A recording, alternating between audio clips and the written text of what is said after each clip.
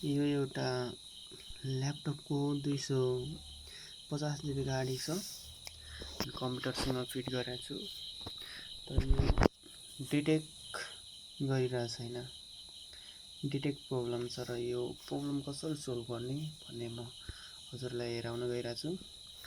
जस्तै म कम्प्युटरलाई अन गरेँ र म किबोर्डमा डिलिट अप्सन प्रेस गरिरहेको छु।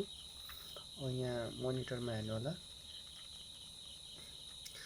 मोनिटरमा यसलाई बुट अप्सनमा लगेर यहाँ हजुरले हेर्न सक्नुहुन्छ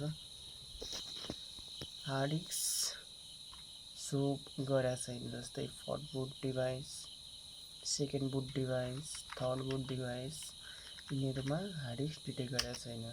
जस्तै यहाँ हेर्न सक्नुहुन्छ मैले पेन ड्राइभ हालेको छु, पेन ड्राइभ मेरो डिटेक्ट गरिरहेछ, डिभिडी रोम डिटेक्ट गरिरहेछ, ल्यान डिटेक्ट गरिरहेछ, तर मेरो हार्डिस्क डिटेक्ट गरेको छैन।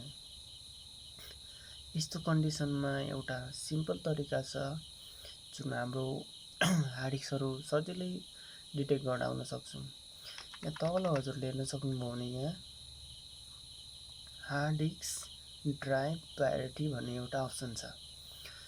त्यसको लागि के गर्नुहोस् भने जुन यो हार्डिस्क जुन छ ड्राइभ प्रायोरिटी यसमा इन्टर गर्नुहोस्। यसमा इन्टर गर्नुभयो भने यहाँ हजुरले हेर्न सक्नुहुन्छ यो मेरो पेन ड्राइभ हो, फर्स्टको, सेकेन्डको पनि पेन ड्राइभ हो। यो यहाँ जुन हेर्न सक्नुहुन्छ third boot device SATA 250 GB यहाँ डिटेक्ट गरिरहेछ, तर यहाँ जुन छ यहाँ बायोसमा यसमा डिटेक्ट गरेको छैन। जहाँदेखि अब म हार्डिस्कलाई फर्मेट गर्न चाहिरहेको छु त्यहाँ डिटेक्ट गरिरहेको छैन। त्यसको लागि अब हजुरले जस्ट यहाँ आउनुहोस्, यहाँ आएर क्लिक गर्नुहोस्। क्लिक गरिसकेपछि जुन यो फर्स्ट बुट डिभाइस जुन छ USB जुन राखेको छु यसलाई हटाएर हजुरले के गर्नुहोस्, यहाँ SATA जुन हार्डिस्क छ 250 GB यसलाई सिलेक्ट गर्नुहोस्। यसलाई सिलेक्ट गरिसकेपछि अब हजुरले यहाँ ब्याक गर्नुभयो भने यहाँ हजुरले हेर्न सक्नुहुन्छ हार्डिस्क डिटेक्ट भइसक्यो।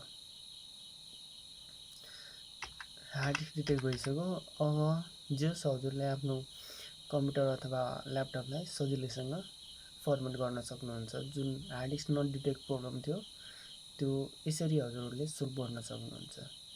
आशा छ हजुरहरूलाई यो मेरो भिडियो मन पर्यो होला भनेर। हस् त, धन्यवाद।